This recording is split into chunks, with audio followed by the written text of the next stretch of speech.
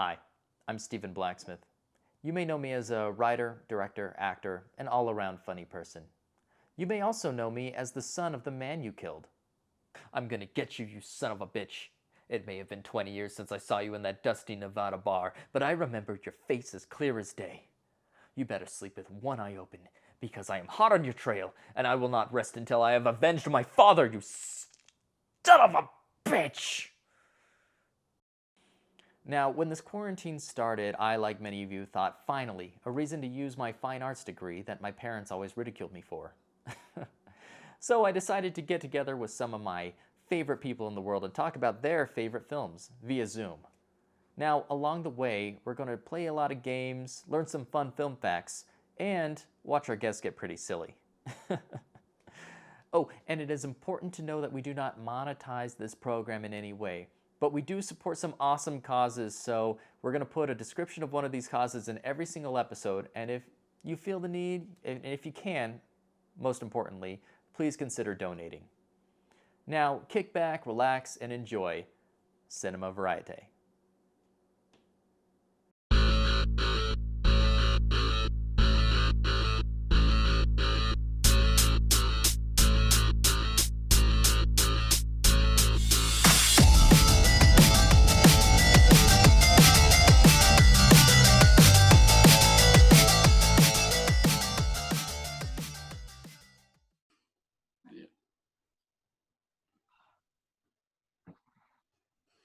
Gavin!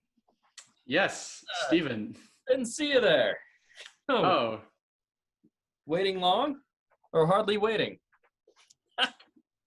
Yeah, who knows? You're the Lighthouse, right? Because I got the seagull. Oh. Wait, I'm sorry, what was that again? We're doing the Lighthouse with you, right? Yes, we're doing the Lighthouse. Good. That's cute. That's cute. Did you notice how, like, some of the seagulls were not seagulls? Yeah, there was some there was like a couple puppets in there. Well, I think it was one or so. That was pretty adorable. Yeah. Seagulls themselves are not good birds. No, they're like usually really assholey. Yeah, try to steal your food. Yeah, definitely. Give you wedgies. Yeah. They're beach bullies is what they are. Yeah, beach bullies. I don't even know. I don't know what's going on. So we're going to try something new with you that's very Lighthouse specific. All right. And being that this is your favorite movie, I don't know, maybe. Could be. So what I want you to do is actually tell them what the hell the damn film is about in your best Willem Dafoe Lighthouse accent. Give me a full synopsis, start to finish, what happens? All right. Well, a couple of lighthouse keepers are assigned to a lighthouse, and they some conflict arises when Willem Dafoe's character and Robert Pattinson's character have some disagreements over the work. Robert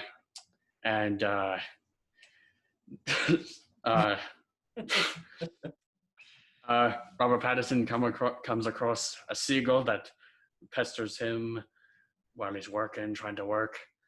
And did you mess with seagulls? No, it's bad luck to kill a seabird, as William Dafoe says. But Pattinson gets fed up with the seagull and with Dafoe and kills the seagull, and thus ushering in a terrible storm, trapping them there. They thought they were about to leave, but no, they're there for who knows how long anymore, and they just go crazy, and they're at each other's throats, and it just crescendos into Robert Pattinson murdering Willem Dafoe, and then finally seeing the lighthouse that he has been wanting to see, the top of the lighthouse that he's wanting to see the whole film. Yeah. Then he dies, falls down the stairs. Unceremoniously. Yeah. Yeah, it was a crazy film. Yeah. I gotta admit. How many times have you seen it? I saw it 3 times. 3 times. Okay. Yeah, and the third time was with the commentary track on the Blu-ray here. It was Did nice. they do the accents on the commentary track? No. Well, Robert Eggers is like a huge history nerd, so I learned a lot about that time period. This is actually a 1911 modified lighthouse. I know it takes place in the late 1800s, but Mhm. how Yeah. horrible. Yeah. Yeah, they actually they built that whole lighthouse and building for the movie. Oh, really? Okay. Yeah. Yeah, and they had it so it's like parts were like removable so then they could get the camera in there. Well, I guess that makes sense. Yeah. It Film. was in like Nova Scotia. That's where it was filmed. Oh God, cold. Oh yeah, like it was the weather was miserable there during the filming.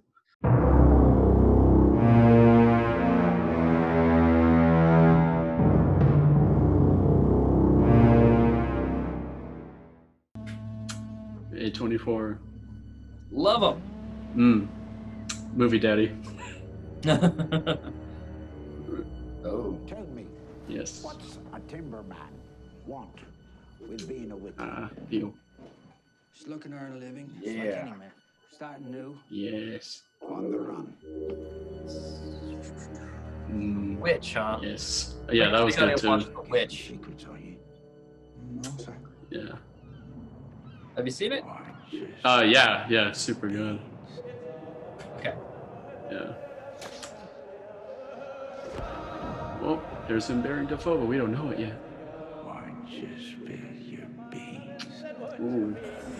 So far, they're not showing the frequent masturbating. Yeah, none of that. They wanna bring some people. Yeah. Yeah, That won't bring people in. I guess not. Oh. Yeah, whoa, some stuff gets crazy. Woo. How Lightning. long have we been on this rock? 5 weeks? 2 days? Help me to recollect. The lighthouse. Mm-hmm. Yes, absolutely wonderful. How long do you think you could stay in a lighthouse? Ooh. Well, gosh dang. Well, there's one thing I learned during what's going on. Maybe a few months, maybe probably before. I don't know what will happen. So you think these guys were just being big old babies? Well, nah. Well, the thing is, I mean, like with either of them, probably I won't last very long at all. Yeah. I mean, it's tough, you know. Willem Dafoe's it's- tough guy to love. Robert Yeah. Pattinson was very crazy, like literally Yes. insane. Yeah, he got crazy, absolutely crazy. Yeah. So what do you like this movie? You've seen it 3 times. Man, I just like it's really just the atmosphere is so crazy strong. And like it's like great in everything all around, but like the performances, Robert Pattinson, Defoe. Robert Pattinson, like he just kind of this is the first movie I saw of him that wasn't Goblet of Fire or Twilight. So I was like, oh snap. And he was good in Goblet, but no, this is like his like whoa, holy crap, Pattinson's for real. And like just the the attention, the detail was, it's crazy, and everything just kind of came together really well, and it was just like definitely the vibe of like a passion project kind of thing. Yeah. Yeah. I think that Robert Eggers, all of his films kind of come off like that. I mean, The Witch, Oh yeah. Yeah. At least from the trailers. I haven't seen the movie. Yeah. Yeah. He's really very particular with historical accuracy. In fact, a lot of historians like watch it and they're like, "Holy crap, that was the most historically accurate movie I've ever seen." Oh my God, he got the pilgrims belt, the shoe buckles on the pilgrims right. Ah! Yeah, yeah, but also like films and historical accuracy don't really go together. But still, it's nice that historians are like, "Whoa."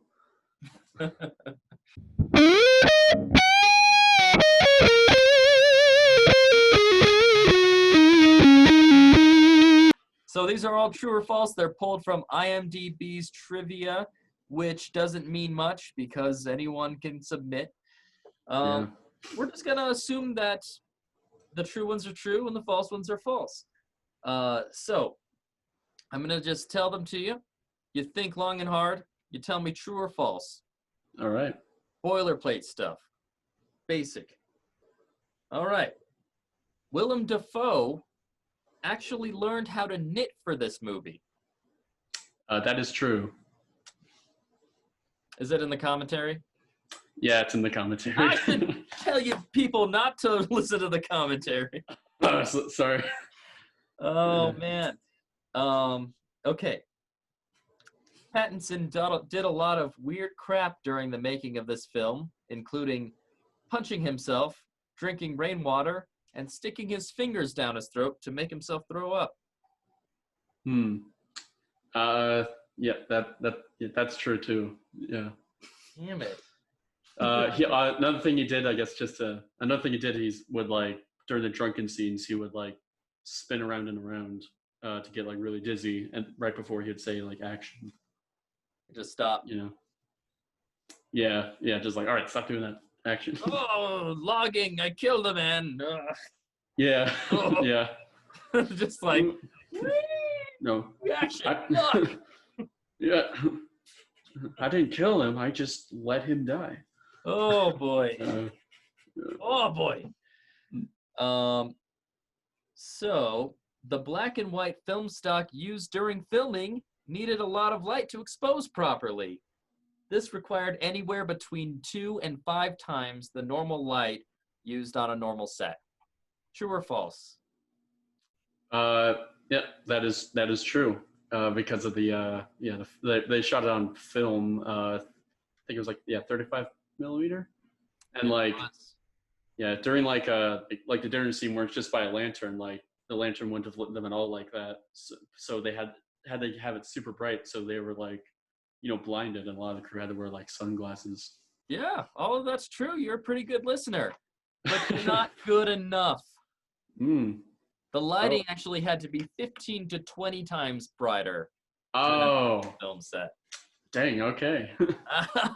We got you. Ah. I'm starting to think that all of these were pulled from the stupid commentary. Dafoe and Pattinson became fast friends on the set, often providing relief from the long, arduous days of filming. True. It seems true. He didn't really. That wasn't on the track. Yes. So you're wrong. Okay. Actually, according to them, that they were so tired from the weather conditions and just every day was just exhausting. They didn't say, another word after they rapped every single day. They didn't get to know each other until filming in its entirety was wrapped. Yeah, that makes sense. Yeah. The word wiki is a 19th century slang term for a lighthouse keeper who is burning out, much like a candle wick does. I don't know about the burning out, but I guess that's the term they use for lighthouse keeper. But I guess it makes sense in the story if it were, burning out. But it wouldn't make sense because Robert Pattinson's new. That makes sense for the question. I'm gonna say true. You were half right. It is a term based on a lighthouse keeper who does a skill called wick trimming. But it does not mean they're burning out. It just means they lack them wicks. And then very last one. You're doing pretty well. Yeah, I'm throwing some curveballs at you, but I think you're going to get this one. Robert Pattinson's accent is based on a very specific area of Maine farming dialect, while Willem Dafoe is just jargon of Atlantic fishermen and sailors of the era. That is true. Yeah, that's true. Right? I'm sorry, it's actually jargon of Pacific Northwest fishermen. Ah. No, I'm just kidding. You got it. True. All right. I was like, oh, that got really specific. I don't know if I remember. That's a tough one. Yeah. So you said that you had not seen much Robert Pattinson movies. How about Willem Dafoe? Yeah. Well, I've seen a lot. I've seen quite a bit of him. Like he was in Spider-Man, of course. Also, like John Wick, and I think I've definitely seen him a few times. So I was like, oh, okay, cool. When I heard that he was in it, I was like, oh, he's great.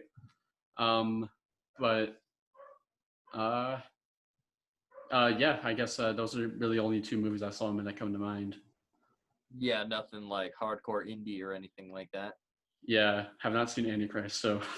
Oh man, that's too bad. Well, we're just gonna play another game now, which you're perfect for. All right. I haven't seen Antichrist either. You know? That's yeah. cool. Lars von Trier. I want to see his new one about the serial killer. But I didn't like Nymphomaniac. Did you see Nymphomaniac?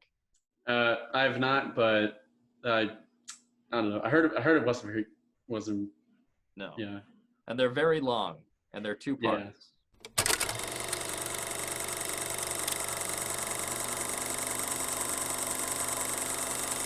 So basically what this is I took two movies from Willem Dafoe's career, and I took two movies from Robert Pattinson's career, and I took just a tiny bit of a poster from one of their movies, and I gave you the title, as you can see here. This is Dog Eat Dog. So that's the title of the movie. I can tell you who's in it if that'll help you. But what I need you to do is I need you to look, analyze the poster, come up with what you think the plot of this movie is. Okay. Do you need any other clues? Uh, I can also tell you the genre now that I'm thinking about it. Okay. So the co-star in this one is Nicolas Cage. The genre is action thriller. Okay. All right. So I guess it's Willem Dafoe, Nicolas Cage, and they're buddy cops, but they're not like really good buddies. They're like, they're mean to each other.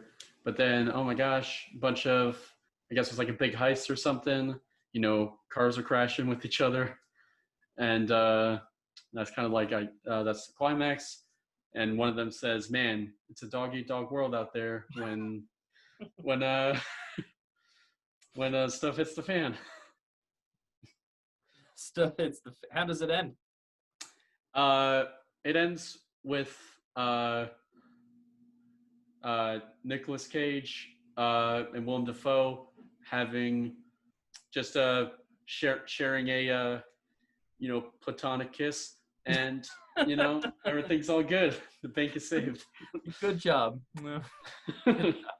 We caught the bad guys. Well, let's see what the general plot is. Go. A crew of ex-cons are hired by a Cleveland mafioso to kidnap the baby of a rival mobster. Oh, all right. Get that from the title? No? I did not. Now let's go to the next one. It's a Robert Pattinson flick. It is called Little Ashes. It is... I can tell you the other people are in it, but I don't know any of these people. Uh, Javier Beltran. Okay. It is a biography, drama, and romance. All right. Uh, so, Robert Pattinson plays a very French man who came up with the brilliant idea to cremate bodies instead of burying them.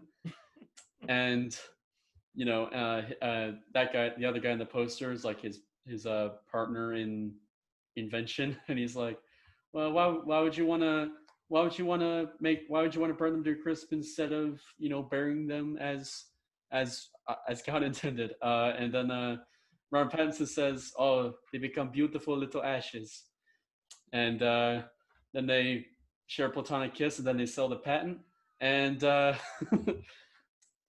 then the climax of the movie, uh, uh, one of them dies, and they get cremated, like their dream. It's full circle. Yeah. That's sweet. Let's see if you're right. I have a feeling like you're pretty close. Yeah.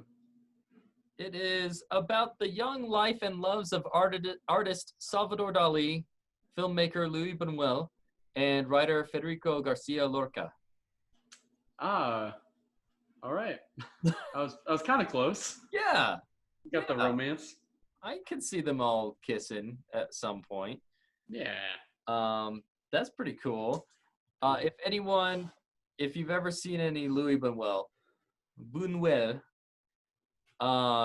his style of his early films is very much like The Lighthouse. Oh. Yeah, I think The Lighthouse borrowed a lot from Buñuel, Méliès, a lot of fun stuff like that, especially with the mermaid scenes. Oh yeah. And this camera that they shot on, this really dark-ass film, was a camera from the 30s, I believe, which is what Fritz Lang shot, apparently, according to IMDb. Oh. Everyone want to see German expressionism. Am I boring everyone yet? Film degrees, people. They're worth money. Let's see. This is called Animorph. I don't know if it has anything to do with the kids show Animorphs. Well, let's see. Okay, so Willem Dafoe, he's a huge fan of the Animorphs book series. But then the Grim Reaper comes along and takes his collection of Animorph books to hell. So Willem Dafoe says, "Not in my house, Chief," and grabs his gun and goes down to hell to take back his Animorph book collection because some of them are first edition collectibles, and Death is played by George Lucas, and he's all like, "Oh, I really like him," and Willem Dafoe says, "Well, I like him too," and then like credits. Oh, this no real. Oh, wait, forgot. They also share a platonic kiss. Oh, yeah, that's what I'm waiting for. Yeah. I think you're pretty close. Let's check it out. A psychological thriller based on the concept of anamorphosis, a painting technique that manipulates the laws of perspective to create two competing images on a single canvas. Sounds like a mile-a-minute thrill ride, if I'm being honest. Yeah. Now this one might be fun here. Sword of Xanten. All right. I can't even pull it up when I search for it. I have to go to Robert Pattinson.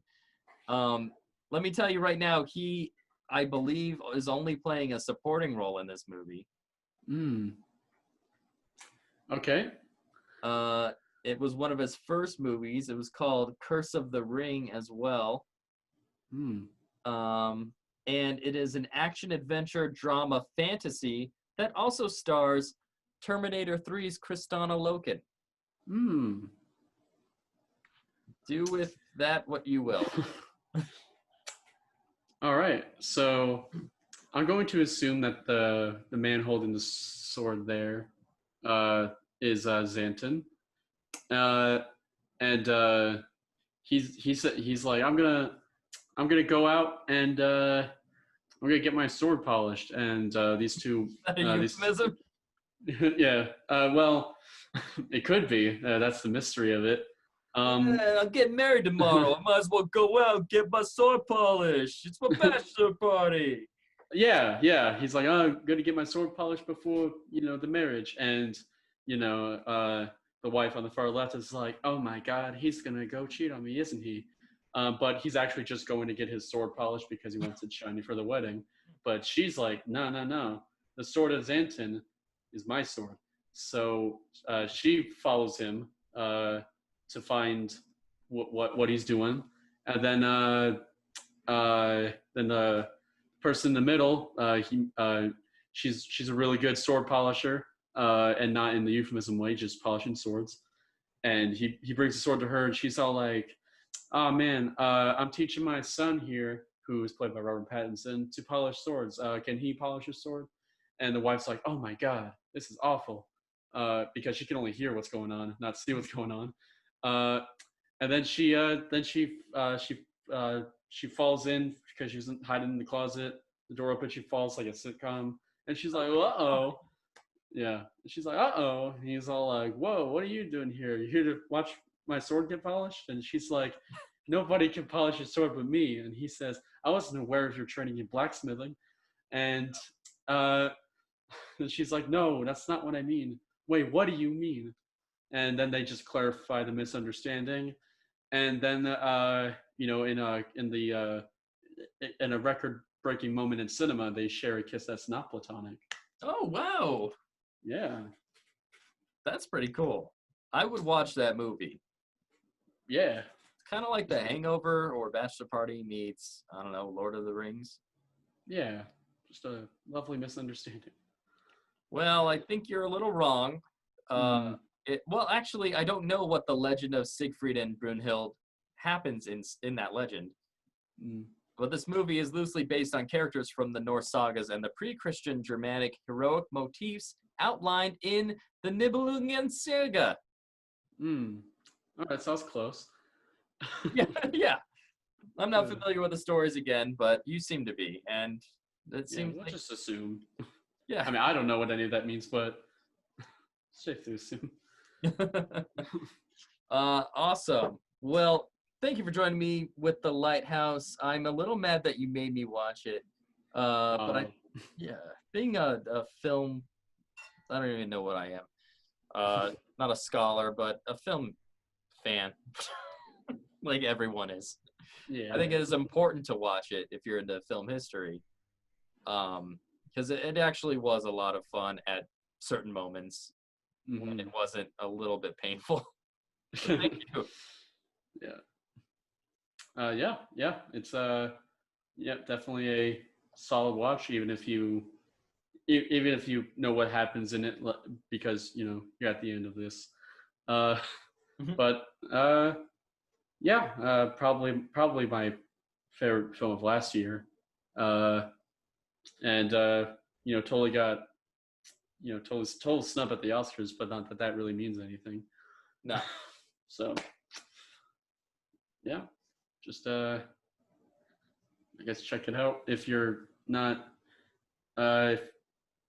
Too busy. if you're not too busy, and also if you're one of the faint of heart, then maybe not. But if you're not of the faint of heart,